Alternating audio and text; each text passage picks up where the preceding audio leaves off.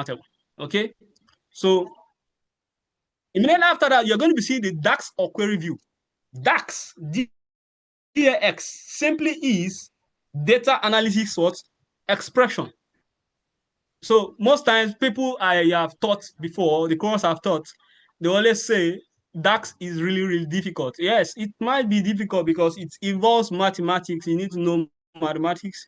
You need to have a knowledge about simple statistics, means, and all that. That you can decide to probably write a DAX expression to create measures and co. Okay, they will have measures and DAX. These are topics in Power BI that people really need to know.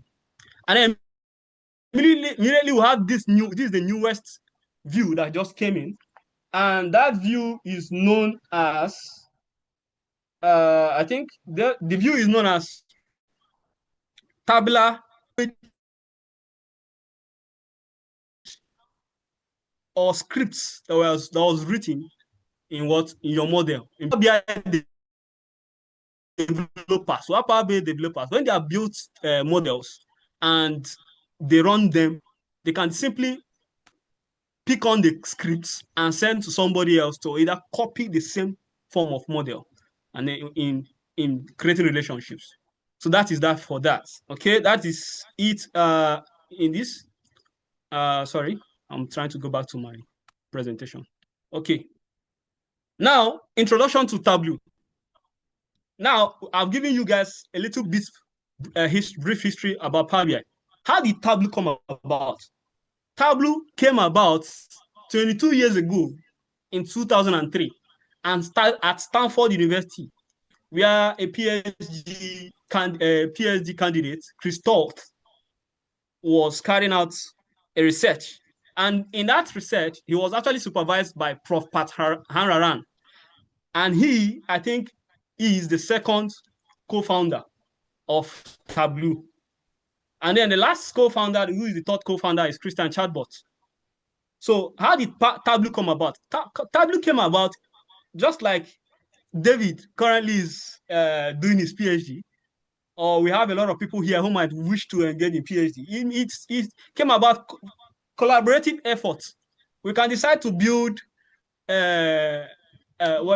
build something, build a model or build an app that will help or change something in the health field or in the health system across Africa. So it needs to be what collaboration. So Tableau came about collaborative effort.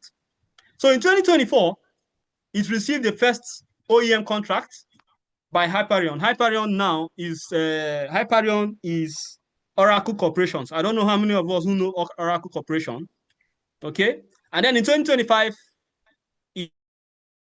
it's the growth of the company. Then 2013, it was recorded first in New York Exchange, where it sold about, I think that was $37 or thereabouts.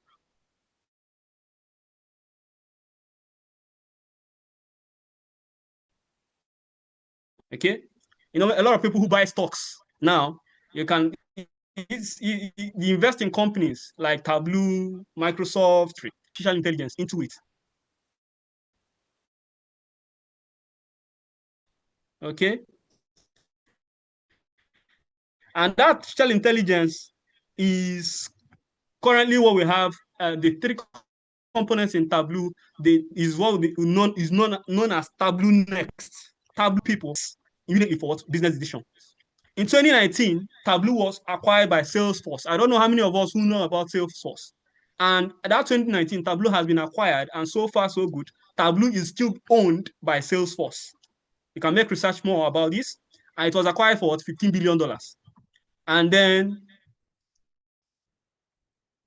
2021, Mark Nelson is currently named the president and CEO of Tableau. And in that same 2021, December, Tableau released the newest version. So this is what life cycle of Tableau, how Tableau came, how it got evolved, and how we actually know of Tableau. Power BI versus Tableau. I wouldn't talk much about this, but slides will be shared.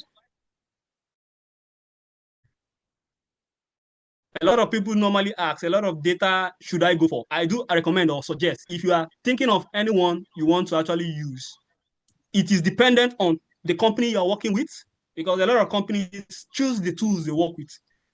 Whatever tool your company works with, that you should go for. So, but it's advisable to learn one of them, okay, for the data visualizations.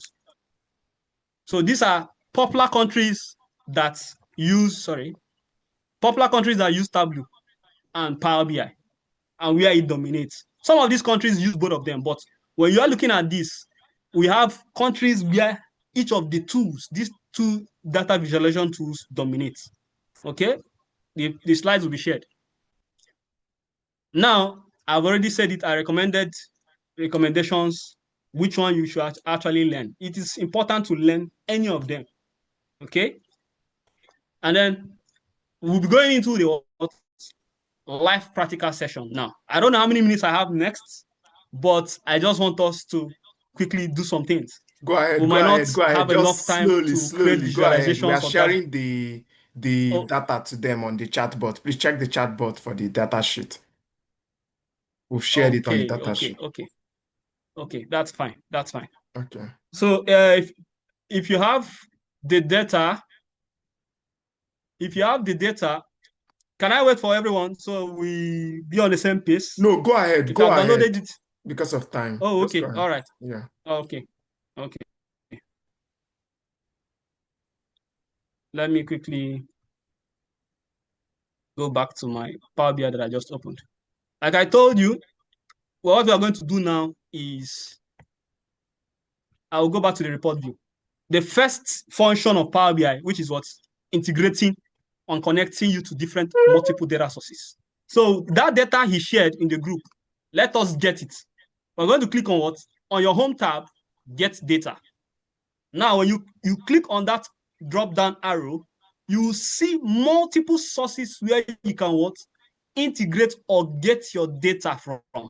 Your data can come from Microsoft Excel, either as comma separated value, CSV, or the Excel workbook, what we know as .sls. Okay? It can be in Power BI semantic models, data flow, data vars, SQL data server, either ground-based or cloud-based, analysis server, either from the web, where you copy the URL, the universal resource location, just copy it and come here and paste, and then you get your data in your Power BI.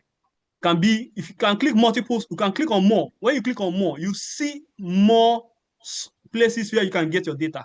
You have Access database. I don't know how many of us who knows how to make use of MSSS. We'll have a lot of them. When I scroll down, you see a lot of multiple data sources that Power BI can actually what? Connect to. See Google Analytics. These are tools that are running now. Like if you are a data analyst and you know how to make use of these, you are going to be a hotcake, okay? So now let's quickly get that data. So I click on Excel, I click on I click on Excel workbook and click connect. So what will happen is it will open up this dialog box for me to go to the exact location where I have that data. Okay. And that file and what pick it up. So I have it on my downloads. When you download, I don't know where it is. Click open. Once you open, it's going to bring out the dialog box for you. That is it. This is what we call the navigator pane. Now, this is the second step after you have gotten your data into Power BI desktop. So this navigator pane, what does it do? Remember I told you that the process by which you want to transform your data in Power BI, the process is called what? ETL. Extract. Now we have extracted our data from where? The source. From what? Our source is a Excel file. Now the next thing we're going to do is transform. ETL, extract. Next is what? To transform. In the transformation phase, what you are doing is what? To clean your data, to make sure it is what's clean. And as a data analyst, I always advise, do not believe, do not analyst that gave it to you. And he told you that. Do not believe. Yes, I've cleaned that data. Whenever you get that data, please make sure you go back. No errors, no blank spaces or missing values, no incorrect data type. Make sure that what it is valid. That is why we clean data is what to be sure that our data is what valid, free of error, free of missing values and all that. Okay. So now I have in that my data, I have 3 sheets. These are the data. I'll just check all the boxes of those 3 sheets or the 3 tables in Excel sheets, but here it's showing you as table. Okay. I've checked 3 of them.